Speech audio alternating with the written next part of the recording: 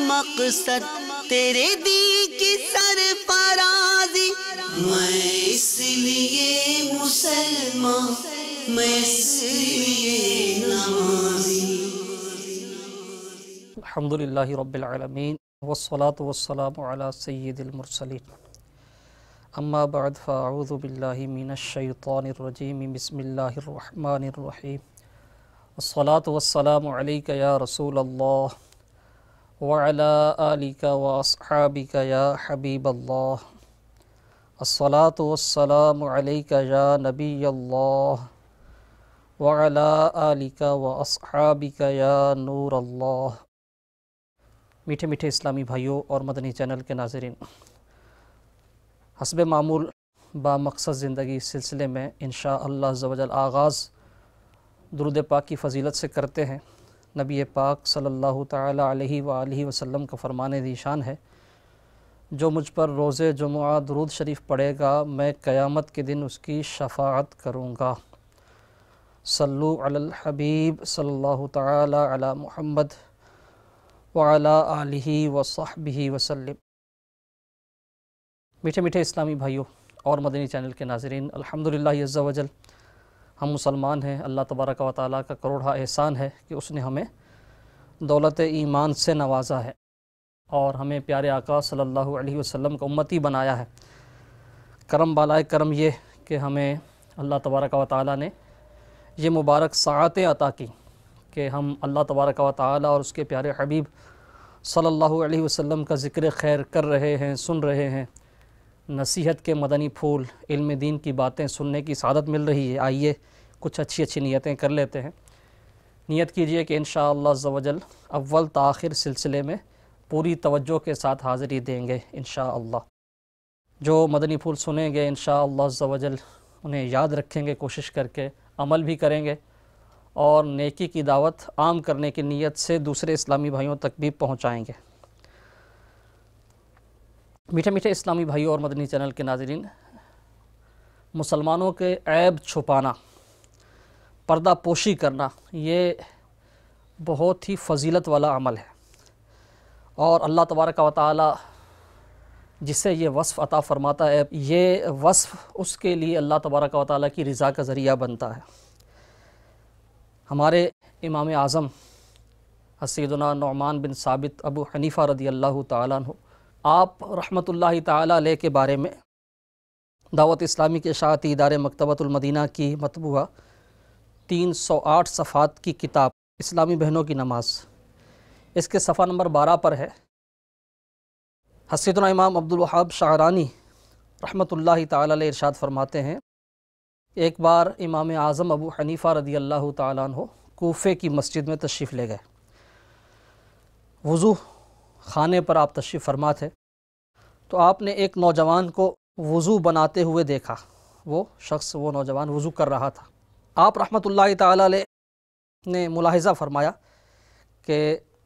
یعنی جو وہ وضو کر رہا تھا اور پانی ٹپک رہا تھا، آپ رضی اللہ تعالیٰ عنہ نے وضو کے ان قطروں سے اس کے یعنی آپ کو اللہ تبارک و تعالیٰ نے یہ کشف عطا فرمایا تھا کہ آپ وضو کے قطروں سے عیوب دیکھ لیتے تھے۔ اللہ تبارک و تعالیٰ نے ہمارے لیے ایک نعمت یہ بھی رکھی ہے کہ ہم جب وضو کرتے ہیں تو وضو سے جس عضو پر پانی بہتا ہے اللہ تبارک و تعالیٰ ان کے گناہ معاف فرما دیتا ہے، وہ پانی ان گناہوں کو دھو دیتا ہے۔ تو امام اعظم رضی اللہ تعالیٰ عنہ کو یہ کشف حاصل تھا کہ آپ ان قطروں سے وہ گناہ ملاحظہ فرما لیتے تھے۔ آپ رضی اللہ تعالیٰ عنہ نے اس کو وضو کرتے ہوئے دیکھا، ارشاد فرمایا، اے بیٹے، ماں باپ کی نافرمانی سے توبہ کر لے۔ اس نے عرض کی، میں نے توبہ کی۔ ایک اور شخص کو دیکھا اور اس سے ارشاد فرمایا، میرے بھائی تو بدکاری سے توبہ کر لے۔ اس نے عرض کی، میں نے توبہ کی۔ ایک اور شخص کے وضو کے قطرات ٹپکتے دیکھے تو اسے فرمایا، شراب نوشی اور گانے باجے سے توبہ کر لے، گانے باجے سننے سے۔ اس نے عرض کی، میں نے توبہ کی۔ سیدنا امام اعظم رضی اللہ تعالیٰ عنہ پر یہ کشف کے باعث چونکہ عیوب ظاہر ہوتے تھے، لہٰذا آپ رضی اللہ تعالیٰ عنہ نے بارگاہ خداوندی عز و جل میں اس کشف کے ختم ہو جانے کی دعا مانگی۔ اللہ عز و جل نے آپ کی دعا قبول فرما لی، جس سے آپ رضی اللہ تعالیٰ عنہ کو وضو کرنے والوں کے جھڑتے ہوئے گناہ نظر آنا بند ہو گئے۔ میٹھے میٹھے اسلامی بھائیوں اور مدنی چینل کے ناظرین، سیدنا امام اعظم ابو حنیفہ رضی اللہ تعالیٰ عنہ کی چشم ولایت کا آپ نے سنا کہ لوگوں کی وضو کے ذریعے جھڑنے والی معصیت یعنی نافرمانیاں آپ کی نگاہ دیکھ لیتی تھی، نگاہ ولایت۔ بے شک یہ آپ کی عظیم کرامات میں سے ایک کرامت تھی، تاہم آپ رضی اللہ تعالیٰ عنہ کا جذبہ لوگوں کے عیوب نظر نہ آئیں۔ کیسا جذبہ تھا کہ آپ نے دعا کی کہ اللہ تبارک و تعالیٰ یہ کشف واپس لے لے۔ آپ کا یہ کشف ختم کر دیا گیا۔ یہاں ہمارے لیے بہت سے مدنی پھول ہیں، بالخصوص وہ لوگ جو اللہ تبارک و تعالیٰ کے نیک بندوں کی محبت کا دم بھرتے ہیں، امام اعظم ابو حنیفہ رضی اللہ تعالیٰ عنہ کی محبت کا، عقیدت کا دم بھرتے ہیں، مگر زبردستی مختلف سوالات کے ذریعے لوگوں کے عیب ٹٹولتے ہیں۔ یاد رکھیے، بلا مصلحت شرعی ارادتاً کسی مسلمان کا عیب معلوم کرنا، اس کی خامی جاننا، اس کی ٹو میں لگا رہنا، یہ گناہ ہے، حرام ہے اور جہنم میں لے جانے والا کام ہے۔ اگر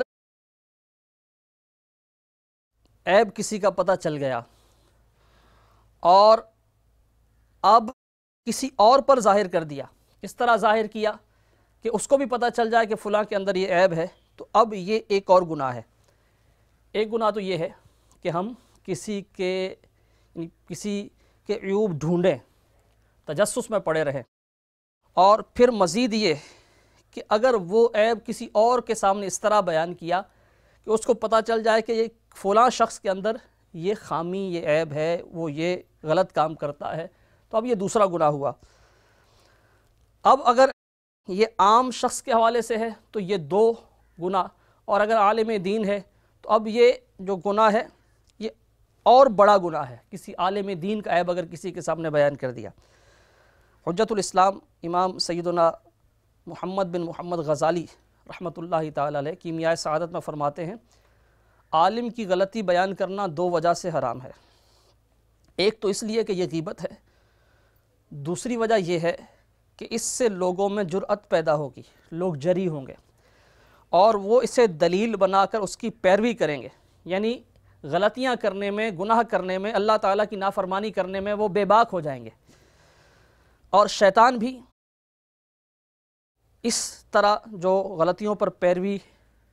کرتے ہیں ایسے لوگوں کی، تو شیطان بھی ان کی مدد کے لیے اٹھ کھڑا ہوگا اور گناہوں پر دلیر بنانے کے لیے اس سے کہے گا کہ فلاں بھی تو ایسا کرتا ہے،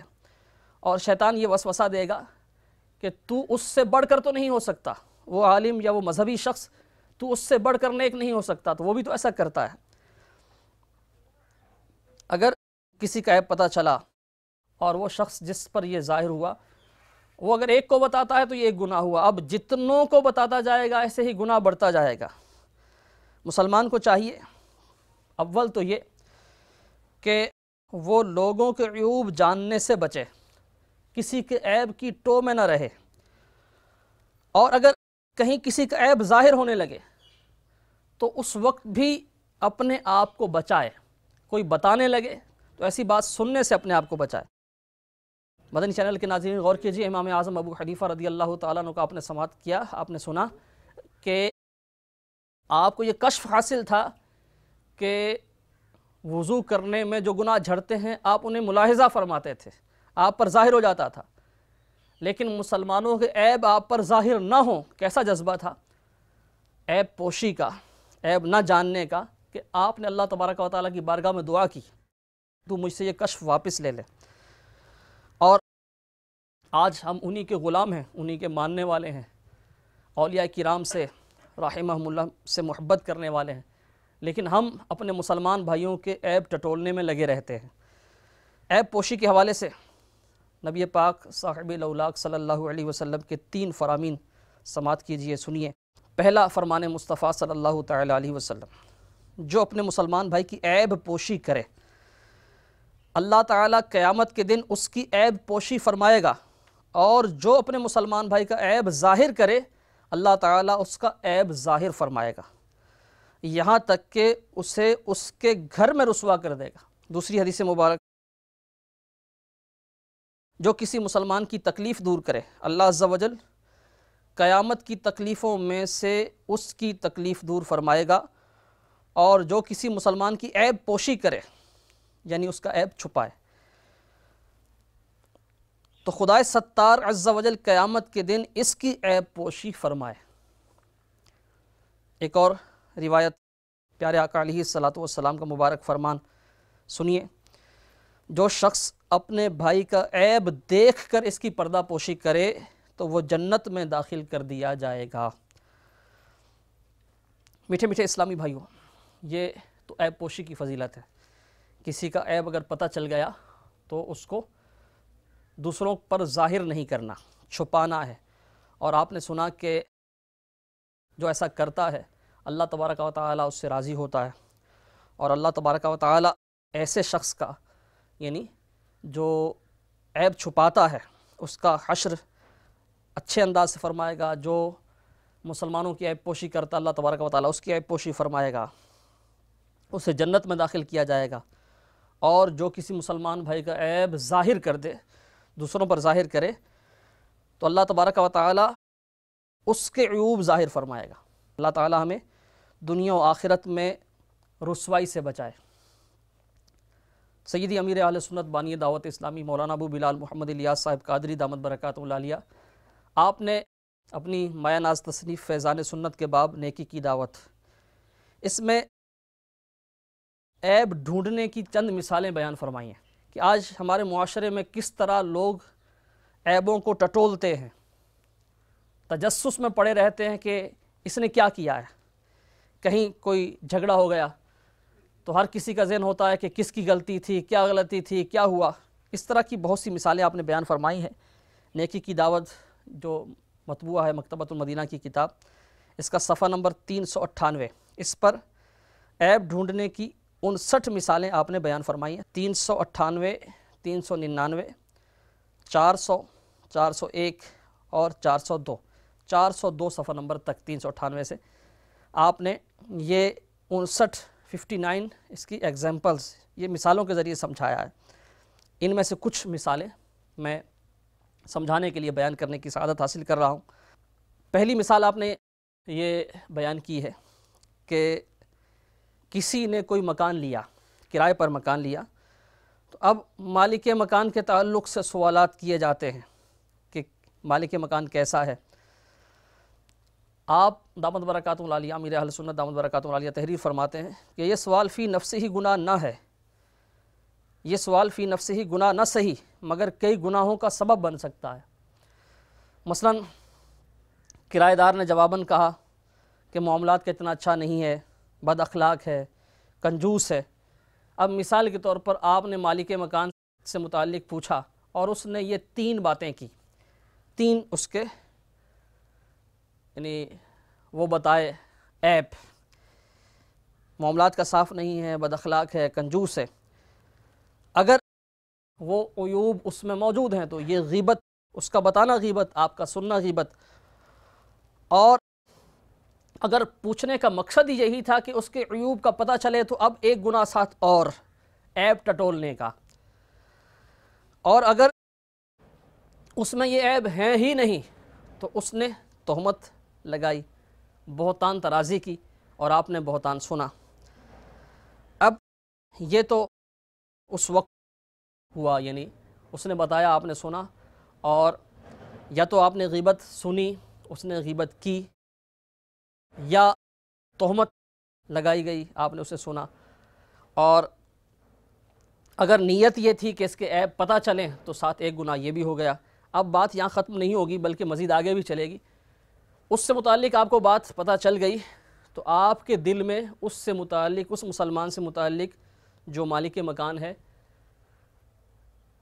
یعنی نفرت آئے گی، اس کی عزت آپ کے دل میں کم ہوگی، اور اگر آپ نے یہ باتیں کسی اور سے بیان کی تو اب یہ گناہوں کا سلسلہ چل پڑے گا۔ اب یہ تو تھا مالک مکان سے متعلق، دوسری مثال آپ نے دی ہے۔ اب مالک مکان نے کسی کو کرائے پر مکان دیا، اب اس سے کرایہ دار سے متعلق سوال کیا جاتا ہے۔ آپ تحریر فرماتے ہیں یہ سوال بھی فی نفس ہی گناہ نہ صحیح مگر کئی گناہوں کا سبب بن سکتا ہے۔ مثلا مالک مکان نے جواباً کہا کہ چال باز شخص ہے، وقت پہ کرایہ نہیں دیتا، خواہ مخواہ کی ٹھوکا ٹھاکی کر کے میرے مکان کا حلیہ بگاڑ دیا ہے۔ اس طرح اس نے بھی اب عیب کھولنا شروع کر دی، اور اگر واقعی وہ جو کرایہ دار ایسا ہے تو یہ غیبت، اس نے غیبت کی، آپ نے غیبت سنی، آپ کی نیت اگر اس کے عیب کھولنے کی تھی تو اب یہ گناہ بھی ساتھ شامل ہو گیا، اور اگر وہ ایسا نہیں ہے جس کے بارے میں بات کی جا رہی ہے کرایہ دار، تو اب تہمت، ترازی، بہتان لگایا گیا، آپ نے سنا اور آپ کے دل میں اس کی عزت کم ہوئی، اگر آپ نے آگے بیان کیا تو پھر یہ گناہوں کا سلسلہ چل پڑے گا۔ کسی کے نوکر ملازم کے حوالے سے سوال کیا جاتا ہے کہ کیسا ہے، کام کرتا ہے نہیں کرتا، کام چور تو نہیں ہے۔ اس سوال کے جواب میں بھی پورا خطرہ ہے کہ جس سے پوچھا گیا وہ اگر اس کے عیوب بیان کرے گا تو یہاں بھی یہ سلسلہ شروع ہو جائے گا غیبت کرنے کا، سننے کا۔ اگر اس میں عیوب نہیں ہوئے تو بہتان ترازی، پھر اس ایک مسلمان کے دل میں عزت کم ہوگی اگر وہ نوکر مسلم ہے۔ اسی طرح امیر اہل سنت دامت برکاتہم العالیہ نے اس کی بھی مثال دی ہے۔ آپ نماز پڑھتے ہیں، کیا آپ نماز پڑھتے ہیں؟ کسی رشتہ دار کے حوالے سے آپ کا بھائی نماز پڑھتا ہے، آپ کے والد صاحب نماز پڑھتے ہیں نہیں پڑھتے، تو یہ جو سوالات ہیں یہ بھی عیب ڈھونڈنے والے ہیں۔ اگر نیت یہ ہوئی کہ عیب پتہ چلے تو یہ اس نیت سے پوچھنا گناہ ہوگا۔ عید والے دن آپ نے کپڑے تبدیل نہیں کیے، نئے کپڑے نہیں پہنے، نماز عید پڑھی یا نہیں پڑھی؟ عید کی نماز بھی واجب ہے، اور اگر کوئی اس کو بلا عذر ترک کرتا ہے تو گناہ گار ہے، اور عید کی نماز یعنی واجب چھوڑنا گناہ ہوا اور اس کا اظہار کرنا بھی گناہ ہے۔ تو یہ سوال بھی ہے، یہ بھی عیب ٹٹولنے والا ہے۔ رمضان شریف کے مہینے میں کوئی بہت یعنی اچھے مزاج میں، خوشگوار موڈ میں لگا تو اس سے پوچھا کہ آج بڑے تازہ دم لگ رہے ہیں، روزہ دار ہیں، روزہ رکھا ہے؟ رمضان شریف کے فرض روزوں کے حوالے سے کسی سے پوچھنا کہ آپ نے اس بار کتنے روزے رکھے، تو یہ سوال بھی عیب ٹٹولنے والا ہے۔ زکوٰۃ سے متعلق سوال کیا جاتا ہے، پوری زکوٰۃ دیتے ہیں آپ؟ گھر کے معاملات میں بہت سے سوالات ایسے ہیں جس سے عیوب ظاہر ہوتے ہیں۔ مثلا زوجہ کے حوالے سے سوال کہ آپ کی گھر والی کیسی ہے، شریف ہے، لڑتی تو نہیں؟ اس طرح اس کے گھر والی کے دیگر معاملات کے حوالے سے بہت سے سوالات ایسے ہیں جن میں اس کے عیب ظاہر ہو سکتے ہیں۔ شادی شدہ بیٹی کی ماں سے پوچھنا آپ کی بیٹی کی ساس کیسی ہے، اچھی ہے، لڑاکی تو نہیں، آپ کی بیٹی کو زیادہ ستاتی تو نہیں ہے، کھانا دیتی ہے، آپ اپنے بیٹے کے یعنی آپ کے داماد کے کان تو نہیں بھرتی، وہ جو اس کی نند ہے وہ مسائل تو پیدا نہیں کرتی۔ بیٹے کی شادی ہونے کے بعد اس کی ماں سے اس طرح کے سوالات کیے جاتے ہیں کہ شادی کے بعد بیٹے کا مزاج بدلا تو نہیں ہے، آپ کا خیال رکھتا ہے، پہلے کی طرح تنخواہ لا کر آپ کو دیتا ہے یا اپنی گھر والی کو دیتا ہے، بہو نے اس کو اپنے ہاتھ میں تو نہیں لے لیا، آپ کی بہو کیسی ہے، اچھی ہے یا نہیں، تعویذ گنڈے وغیرہ تو نہیں کرتی، زبان دراز تو نہیں، آپ کی عزت کرتی ہے۔ تو یہ جو سوالات ہیں گھریلو حوالے سے کیے جاتے ہیں، تو یہ بھی ایسے سوالات ہیں جن پر عیب ظاہر ہونے کا شدید خطرہ ہے ان سوالات کے کرنے پر۔ فی نفس ہی یہ سوالات یعنی اگرچہ گناہ نہیں ہیں لیکن بہت سے گناہوں کا باعث بن سکتے ہیں۔ کہیں کوئی اونچی آواز سے بولنے کی آواز آئی، کہیں سے اونچی آواز میں لوگ گفتگو کر رہے تھے کسی گھر میں، تو اب اس گھر والے سے، گھر کے کسی فرد سے پوچھنا کہ کیا ہو رہا تھا، لڑائی تو نہیں ہو گئی تھی، کس کس کی لڑائی ہوئی تھی، معاملہ کیا تھا، ماجرا کیا تھا۔ دولہا سے سسرال کے بارے میں سوالات ہوتے ہیں، کہ سسرال والوں نے جہیز میں کیا دیا ہے. سسرال میں گئے تھے, انہوں نے کوئی لفٹ کروائی نہیں کروائی, صحیح طریقے پر آؤ بھگت کی. شادی شدہ اسلامی بھائی سے جہاں گھریلو معاملات میں سوال ہوتے ہیں, بیوی کے مزاج کے تعلق سے, بیوی کے بیہیویئر جو ماں کے ساتھ ہے اس تعلق سے, کھانے پکانے کے تعلق سے, مزاج کی سستی کے تعلق سے, اس طرح کے سوالات ہوتے ہیں. اور ایک سوال یہ بھی ہوتا ہے کہ کیا آپ کی گھر والی نماز پڑھتی ہے, آپ کی بات مانتی ہے, بے پردہ باہر تو نہیں گھومتی. اسی طرح طلباء سے, اساتذہ کے بارے میں سوالات ہوتے ہیں کہ فلاں استاد صاحب کیسے ہیں, وہ کیسا پڑھاتے ہیں, وہ جو پڑھاتے ہیں آپ کی سمجھ میں آتا ہے. کسی کے ہاں مہمان بنے تو اب اس سے, جو مہمان بنا اس سے سوالات ہوتے ہیں کہ ان کو کیسا آپ نے پایا, مہمان نوازی ان کی کیسی تھی, ان کا گھر کیسا تھا. دعوت اسلامی کے مدنی ماحول سے وابستہ ہے. اللہ تبارک و تعالیٰ کا کرم ہے, نیک بننے کا جذبہ ہمیں اس ماحول میں لے کر آیا. اللہ تبارک و تعالیٰ کرے, ایسا کرے کہ ہم یہ نیک بننے کا جذبہ برقرار رہے. نیک بننے کے لیے امیر اہل سنت دامت برکاتہم العالیہ نے نیک بننے کا نسخہ مدنی انعامات کی صورت میں عطا فرمایا. مدنی انعامات پر عمل کی برکت سے انشاءاللہ عز و جل یہ جو سفر ہے نیک بننے کی جانب, یہ انشاءاللہ کنٹینیو رہے گا, جاری رہے گا. دعوت اسلامی کے مدنی ماحول سے وابستہ ہونے کے بعد بھی شیطان تو جان نہیں چھوڑتا, پیچھا نہیں چھوڑتا. وہ اس طرح کی باتیں ذہن میں ڈالتا ہے, وساوس ڈالتا ہے اور گناہوں میں ملوث کرنے کی پوری کوشش کرتا ہے. تو بعض اوقات دعوت اسلامی کے مدنی ماحول سے وابستہ اسلامی بھائی, اسلامی بہنیں بھی شیطان کے وار کا شکار ہو کر دوسروں کے عیوب وہ ٹٹولنے میں لگ جاتے ہیں. اس سے جہاں وہ گناہوں کا دروازہ کھلتا ہے, وہیں پر دعوت اسلامی کے مدنی کام کو بھی زبردست نقصان پہنچتا ہے. کس طرح یعنی عیب ٹٹولے جاتے ہیں, اس کی مثالیں بھی امیر اہل سنت دامت برکاتہم العالیہ نے بیان فرمائی ہیں. جیسا کہ حلقہ مشاورت کے نگران کے حوالے سے سوال ہوگا کہ وہ جو نئے آپ کے ذمہ دار بنے ہیں, آپ کی حلقے کی مشاورت کے نئے نگران بنے ہیں, وہ کیسے ہیں, آپ کو کیسے لگے. اسی طرح یہ مثال حلقہ مشاورت کے نگران کی ہے تو اس کو آپ دیگر ذمہ داران پر بھی لے سکتے ہیں. فلاں شعبے کے ذمہ دار کیسے لگے آپ کو, فلاں جو تبدیلی ہوئی ہے نئے ذمہ دار آئے ہیں وہ کیسے ہیں, ڈویژن مشاورت کے نگران کیسے ہیں, کابینہ کے نگران کیسے ہیں. نگران سے متعلق, اس کے اخلاق سے متعلق سوالات ہوتے ہیں کہ غصے والا تو نہیں آپ کا نگران, اسلامی بھائیوں کو جھاڑتا تو نہیں. اب اس طرح کے سوال ماتحتوں سے ہوتے ہیں, اور ماتحت نے اگر اس میں کوئی ایسا جواب دے دیا جس سے اس کا نگران کا عیب ظاہر ہوا, تو اگر واقعی اس میں وہ عیب ہے تو غیبت ہوئی, اور پوچھنے والے نے اگر اس عیب ٹٹولنے کی نیت سے پوچھا تو اس کا پوچھنا بھی گناہ ہوا, اس نیت سے پوچھنے کی وجہ سے. اور پھر وہ غیبت, اور اگر اس میں نہیں ہے تو پھر بہتان اور الزام تراشی. اس طرح کے سوالات ماتحت سے ہوتے ہیں. تو جہاں ماتحت سے اس طرح کے سوالات ہوتے ہیں, نگران سے, ذمہ دار سے بھی سوالات ہوتے ہیں. نگران سے, ذمہ دار سے اس کے ماتحتوں کے بارے میں پوچھا جاتا. مثلا کہ فلاں جو ہے وہ آپ کی اطاعت کرتا ہے, وہ کیسا ہے, اس کے معاملات کیسے ہیں, اپنے حلقے میں, ذیلی حلقے میں کس طرح مدنی کام کرتا ہے, جدول پورا کرتا ہے نہیں کرتا, اس کی معاملات کیسے ہیں دیگر اسلامی بھائیوں کے ساتھ, سب کو لے کے چلنے والا ہے نہیں. اگر کسی کی تنظیمی ذمہ داری تبدیل ہو جائے تو یہ بڑا ایک نازک وہ معاملہ ہوتا ہے.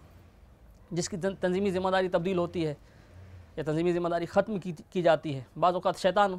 اس کو وساوس کے ذریعے گھیر لیتا ہے, اور جو دیگر اسلامی بھائی ہیں وہ بھی عیب ٹٹولنے میں لگ جاتے ہیں. میٹھے میٹھے اسلامی بھائی اور مدنی چینل کے ناظرین, بالخصوص وہ اسلامی بھائی اور اسلامی بہنیں جو دعوت اسلامی کی ذمہ داریوں پر ہیں, مدنی کام کر رہے ہیں, اللہ تبارک و تعالیٰ یہ سعادت ہمیں ہمیشہ عطا فرمائے. ہم دین کی خدمت کرتے رہیں, دین اسلام کی خدمت کرتے رہیں, اس طرح اپنی زندگی کو بامقصد بنائیں. جب ایسا موقع آتا ہے کسی کی تنظیمی ذمہ داری تبدیل ہوتی ہے تو پھر جو یہ عیب ٹٹولنے کا سلسلہ شروع ہوتا ہے, یہ تو الامان والحفیظ. اب کسی کی تنظیمی ذمہ داری تبدیل ہوئی تو ہمیں کیا یعنی پڑی ہے کہ ہم پوچھیں کہ کیوں ایسا ہوا.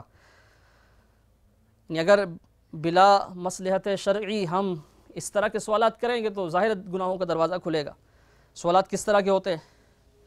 کہ وہ جو فلاں تبدیل ہوا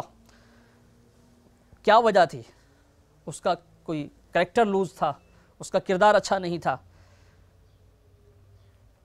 اس نے کوئی مالی کرپشن کی تھی، کیا کیا تھا اس نے، فلاں مدرس یا ناظم کو فارغ کر دیا مدرسۃ المدینہ سے، جامعۃ المدینہ سے، تو اس کے حوالے سے سوالات ہوتے ہیں، عیب ٹٹولے جاتے ہیں کہ اس نے کیا گڑبڑ کر دی تھی، اس نے کیا کیا تھا۔ اس طرح کے سوالات کے ذریعے وہ عیب ٹٹولے جاتے ہیں اور پھر گناہوں کا ایسا سلسلہ شروع ہو جاتا ہے کہ بہت سے اسلامی بھائی اس میں ملوث ہو جاتے ہیں۔ ہمیں شیطان کے وار پر نظر رکھنی ہے، اور چونکہ ہم نیک بننے کے لیے دعوت اسلامی کے مدنی ماحول سے وابستہ ہوئے ہیں، اسلامی بھائی بھی، اسلامی بہنیں، تو یہ جو مقصد ہے ہمارا، جو ہمیں دعوت اسلامی کے مدنی ماحول میں لے کر آیا، نیک بننے کا مقصد، اور یہاں دعوت اسلامی کے مدنی ماحول سے وابستہ ہونے کے بعد، اس ماحول سے جڑنے کے بعد اب ہمیں یہ مدنی مقصد مل گیا کہ اپنی اصلاح کے ساتھ ساتھ دوسروں کی اصلاح کی بھی کوشش کرنی ہے، مجھے اپنی اور ساری دنیا کے لوگوں کی اصلاح کی کوشش کرنی ہے انشاءاللہ عز و جل۔ تو اپنی اصلاح تو ظاہر مقدم ہے، تو کہیں بھی ایسا نہ ہو کہ ہم شیطان کے وار کا شکار ہو کر اپنی اصلاح سے غافل ہو جائیں۔ مبلغ سے، نعت خوان سے اس طرح کے سوالات کرنا کہ آج جو آپ نے بیان کیا ہے آپ کی نیت کیا تھی، کیا واہ واہ کروانے کے لیے آپ نے کیا یہ بیان، نعت خوان سے اس طرح کے سوالات کرنا، فلاں جگہ آپ کیوں نہیں آئے تھے، اس لیے تو نہیں وہ آپ آ سکے تھے کہ وہاں کچھ ملنا نہیں تھا۔ مدنی چینل کے تعلق سے بھی بعض اوقات اس طرح کے سوالات ہوتے ہیں کہ آپ کے گھر میں صرف مدنی چینل چلتا ہے، کہیں دوسرے چینل تو نہیں چلتے؟ سرکاری آفس میں، ادارے میں کوئی کام پڑ گیا تو اس کام کے ہونے پر یا نہ ہونے پر سوالات ہوتے ہیں کہ کام کیوں نہیں ہوا، رشوت دیتے تو ہو جاتا، کسی نے رشوت مانگی تھی، ہو گیا تو پوچھا جاتا کہ فری میں کام ہوا یا کچھ دینا پڑا، کہیں ایکسیڈنٹ ہو گیا تو بے جا قسم کے سوالات ہوتے ہیں کہ کس کی غلطی تھی، آپ کی غلطی تھی، سامنے والے کی غلطی تھی۔ کوئی بیمار ہو جائے تو ڈاکٹر سے متعلق سوالات ہوتے ہیں کہ ڈاکٹر کیسا ہے، مفت میں فیس تو نہیں لے لی، کتنی فیس لی۔ کسی کے گھر ناچاکی ہو گئی تو یہ بھی ایک ایسا موقع ہے، ناچاکی اگر خاندان میں ہو جائے، گھر میں ناچاکی ہو جائے تو یہاں بھی شیطان خوب کھل کر کھیلتا ہے، اور طرح طرح کے سوالات ہوتے ہیں، اور عموماً ایسے موقع پر خوب عیب اچھالے جاتے ہیں۔ کسی نے طلاق دے دی تو سوال کریں گے بھئی کیوں طلاق دی، اب وہ اگر بتائے گا کہ یہ مسئلہ تھا، ظاہر ہے وہ اپنا عیب تو نہیں بتائے گا، اپنی خامی تو نہیں بتائے گا، اپنی گھر والی کے بارے میں ہی بتائے گا، اور اگر لڑکی والوں سے یا لڑکی سے پوچھیں گے تو وہ اپنے میاں، اپنے شوہر کے بارے میں بتائے گی، اور اس طرح پھر وہ آپس میں نفرتیں، قدورتیں، غیبتیں، بہتان، طرح طرح کے معاملات شروع ہوں گے، گناہوں کا ایسا دروازہ کھلے گا کہ کتنے لوگ اس کی لپیٹ میں آ جائیں گے۔ بعض اوقات تو اس طرح کے سوالات کا جواز ہے، اور وہ با مقصد ہوتا ہے پوچھنا۔ مثلا کسی سے آپ نے لین دین کرنا ہے تو اس کے حوالے سے پوچھ لیا کہ یہ شخص لین دین کا کیسا ہے، یعنی جاننے کے لیے، تاکہ اگر خدا نخواستہ لین دین کے معاملات اس کے ٹھیک نہیں ہیں تو میں بچ سکوں۔ کسی نے اس نیت سے سوال کیا اور بتانے والے نے اس نیت سے بتایا، یعنی کسی میں کوئی عیب ہے ایسا، لین دین میں اس کے معاملات لین دین کے کمزور ہیں، وہ پیسے وغیرہ لے کے واپس نہیں کرتا،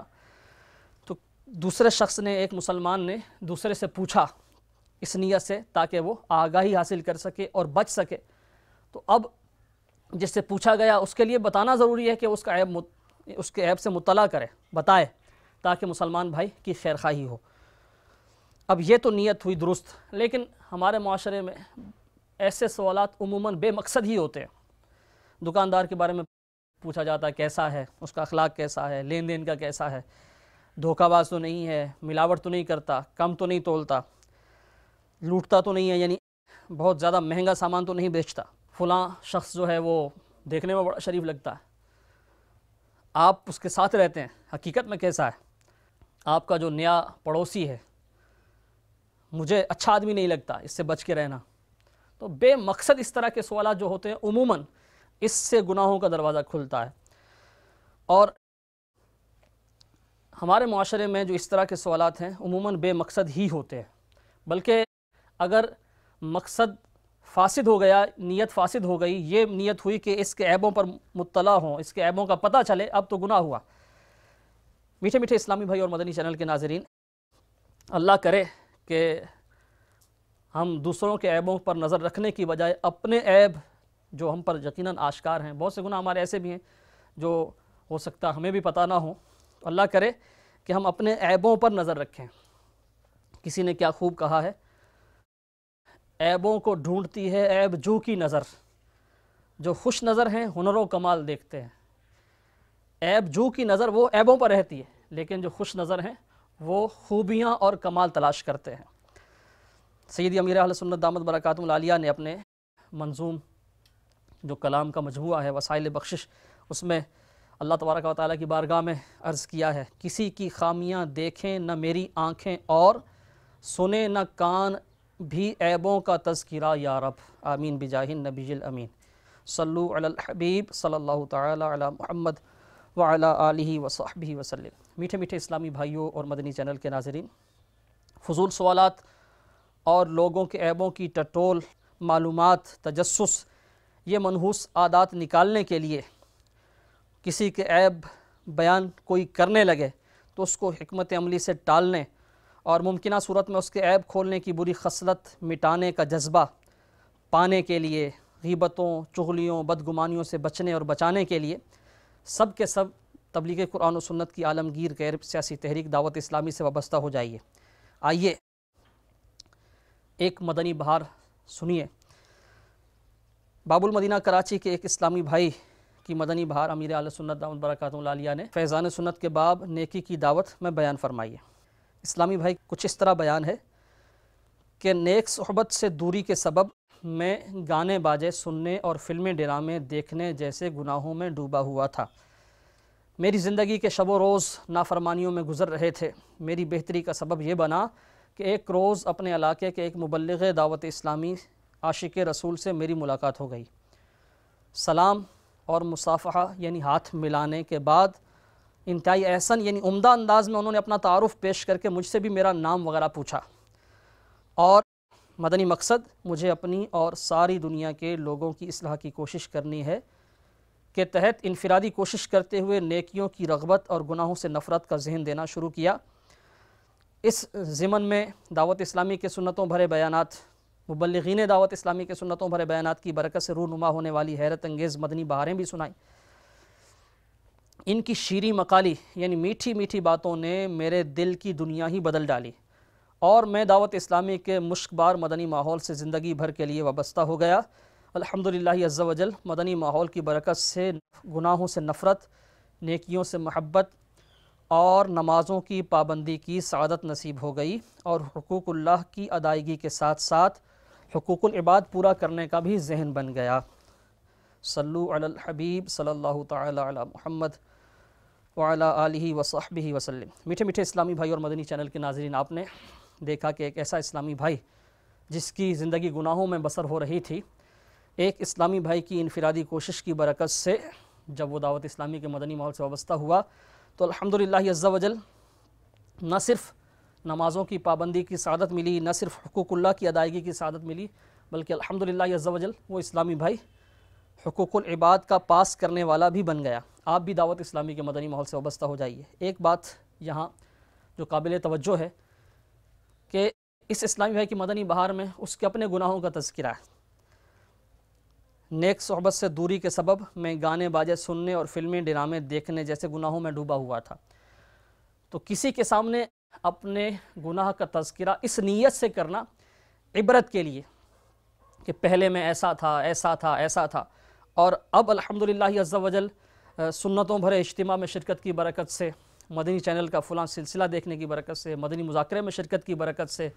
مدنی قافلے میں سفر کی برکت سے میری زندگی میں یوں چینج آیا کہ پہلے میں نماز نہیں پڑھتا تھا، اب الحمدللہ عز و جل فرض نمازیں بھی ادا کرتا ہوں اور الحمدللہ عز و جل تہجد بھی ادا کرتا ہوں۔ تو کسی کی ترغیب و تحریض کے لیے اپنے گناہوں کا تذکرہ کرنا یہ گناہ نہیں ہے، کسی کو رغبت دلانے کے لیے۔ الحمدللہ عز و جل دعوت اسلامی کے مدنی ماحول میں ایک نہیں کثیر ایسے واقعات ہیں، کثیر مدنی بہاریں ہیں وہ اسلامی بھائی اور اسلامی بہنیں جو پہلے گناہوں کے سمندر میں ڈوبے ہوئے تھے، جب دعوت اسلامی کے مدنی ماحول سے وابستہ ہوئے تو الحمدللہ عز و جل ان کی زندگی میں ایسا مدنی انقلاب آیا کہ آج وہ خود تو باعمل ہیں ہی، دوسروں کو بھی نیک بننے کی دعوت دے رہے ہیں۔